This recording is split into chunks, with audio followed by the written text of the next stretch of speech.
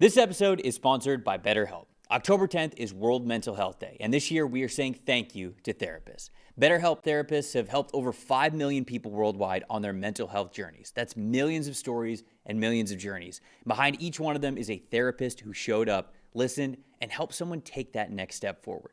Moments in therapy, like asking the right questions, having a safe place to get emotional or cry, or small wins, they can change lives. This World Mental Health Day, BetterHelp is honoring those connections and the therapists who make them possible while showing how easy it is to get guidance from a licensed therapist online with BetterHelp. I've been doing therapy for over 2 years and I couldn't recommend it enough. It's helped me so much with relationships with my friends, families, even myself. It's helped me understand myself better, and it's just made for such a better life. It really has. With over 30,000 therapists, BetterHelp is the world's largest online therapy platform, having served over 5 million people globally. And it works with an average rating of 4.9 out of 5 for live sessions based on over 1.7 million client reviews. This World Mental Health Day, we are collaborating with those therapists who have helped millions of people take a step forward. If you're ready to find the right therapist for you, BetterHelp can help you start that journey. Our listeners get 10% off of their first month at BetterHelp.com/PFF. That's BetterHelp, HELP.com/PFF. The San Francisco 49ers coming off of a big win that I think not many people expected them to win last week on Thursday Night Football against the Rams.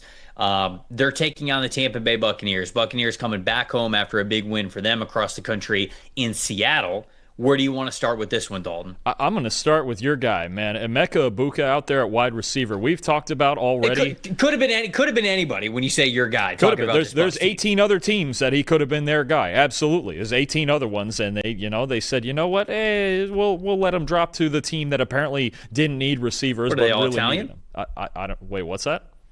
You were just like, hey, we'll just let him drop. Yeah, hypothetically, yeah. Well, anytime you're passing up a guy in the draft, you get to be really just, really kind of mafia. Yeah, we don't need him. We'll be all right without him. Let him go to Tampa. He'll be fine in Tampa. Yeah, it's that sort of. Yeah, exactly. So, I think the most surprising part of Egbuka's emergence, on top of just being one of the best receivers in football, is just the fact that he's out of nowhere become a deep threat. Like, we thought in the scouting report, he's an excellent route runner, separator, all of that underneath, great in tight spaces.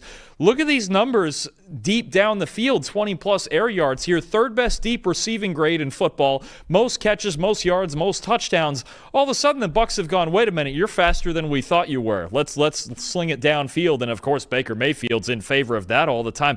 Trevor, that 8 receptions, 8 deep catches, okay, in 5 games. Let me tell you something. The last 2 years at Ohio State combined, he had 8 deep catches. He's got as many in 5 games with the Buccaneers as he did his last 2 years at Ohio State. And they're playing, they're in the playoff and everything. They're playing, 30 games or whatever that is, the last 2 years at Ohio State. All of a sudden, Egbuka's a deep threat. He's on the outside. Godwin's back, so he's in the slot a little bit more. But Egbuka being this vertical threat is just not something I had on the board. And the fact that he's been able to do it when the usual vertical threat, Mike Evans, is out now with an injury, again, I don't know that we can understate. We have no idea where the Bucs would be without Emeka Egbuka, and it's the fact that he's been this deep home run threat in multiple different games now. You saw it again last week against Seattle. That's allowed Baker Mayfield to continue to make big plays despite the poor pass protection, despite all the injuries at receiver, and not having Bucky Irving last week and all the adversity the Bucs have gone through. Egbuka's just far and exceeded any expectation we possibly had for him, and that part right there, I think, is the most unexpected part. Look, we've said this already so many times over the last 5 weeks. Where would this team be without Emeka Egbuka? Right, with Evans happening to get hurt, Chris Godwin very clearly needs a ramp up period. Where would this team be? Yeah, you talk about wins above average, wins above replacement. If Egbuka's not on this team, let's say they would have gone with a pass rusher or something, whatever, in the first round, the Bucs probably have 2 whole less wins because of just not having this player on their team.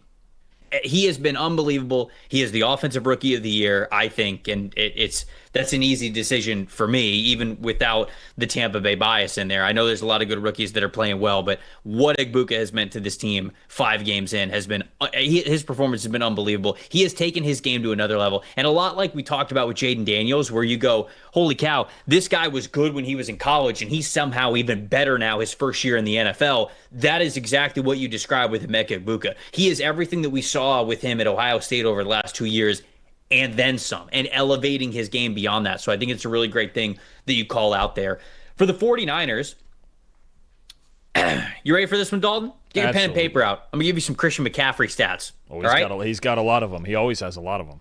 When it comes to Christian McCaffrey in the receiving game, which means a lot because the Buccaneers are 31st in the NFL so far, 5 weeks through the season, at covering running backs out of the backfield. They have a 42.7 overall coverage grade when covering running backs out of the backfield as receivers. Although it was better last week, they had a 72.6 grade versus Seattle. Christian McCaffrey, amongst running backs when it comes to production as a receiver. Okay, so this is just against running backs.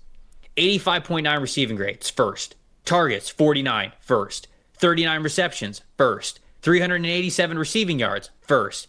18 receptions for a first down, first. 13 missed tackles forced on receptions, first. This guy is the most dynamic receiving back in the NFL, and quite frankly, it's not even close. When you look at the 18 first down receptions that Christian McCaffrey has, the next closest to him has 9. You know who that is? Bucky Irving. Right behind. Bucky Irving's not playing in this Bucs game. So if you take Bucky Irving out of the equation at all, he is blowing every other running back out of the water when it comes to receiving production. Now, the reason why that's an issue for the Bucs is, like I said, the coverage there. And I think it's something that needs to be pointed out is, yes, Savasier Dennis has struggled in this area, the linebacker for the Buccaneers. He has a 28.2 coverage grade so far this season. A lot of the damage there has been done from running backs out of the backfield and him not being able to contain them. But Levante David as well is struggling. David has a 39.7 coverage grade. Now, that's just overall. That's not just against running backs, but that's overall. Levante David's 35 years old at this point. Last year, his 56.9 coverage grade overall was the lowest coverage, single season coverage grade of his career. So this year it is even lower. So the age, it feels like, is really catching up to him when it comes to being that great coverage defender. I mean, he had years where he had an 87.4 coverage grade, 85.6 coverage grade, 91.9, 83.1, 87.9. He had plenty of years where he was in the 70s as well. Levante David has long been one of the better cover linebackers and just straight up linebackers in the NFL for the better part of the last decade and a half. But this year he's really struggling. And Mac Jones, we talked about, how good he was last week. Actually, is he still starting? I don't even know. Is Brock Purdy starting? I'm not sure if that's been determined yet. That might be a day-to-day type thing. It's Wednesday, so I wasn't sure if it was like a yeah, Brock's starting this week 100%. But either way, we know kind of what Brock Purdy is, and it's sort of the same thing that Mac Jones is. These guys are just going to operate very confidently, and they're not afraid to take the open receivers. And a lot of time this season, Christian McCaffrey has been that open receiver. Tampa's really struggled in that area. To me, amongst all the other injuries that the 49ers have had so far this season, that is the factor that has been the most constant that they could pick on the Buccaneers with. So, if they can remain consistent in that regard and continue to march the football down the field, sustain those longer drives, it's less time for Baker Mayfield to be explosive. I do have the Bucs still winning this game. I think they have the better momentum. I think they're certainly more healthy even amongst their injuries that they are dealing with. I do think this is a very close game, though. Would not be surprised if the 49ers won this one, but I will say Tampa wins this one 24-20. Yeah, no, I'm with you. I think I like the Bucs at home in this game. I think whether it is Purdy or Mac Jones, Kyle Shanahan just finds a way to stay in these games and win more than he doesn't. I've got the Bucs 27-24. Some other fun numbers there on McCaffrey. This is among all players, Trev. I'm gonna add receivers and tight ends and everything into this. The only two guys with more targets than Christian McCaffrey in the whole league are Puka Nacua and Chris Olave. The only two guys with more catches are Puka Nacua and apparently Jake Ferguson, who's just catching everything for Dallas right now. I mean, It is just, I still wonder with McCaffrey. He's 29 right now.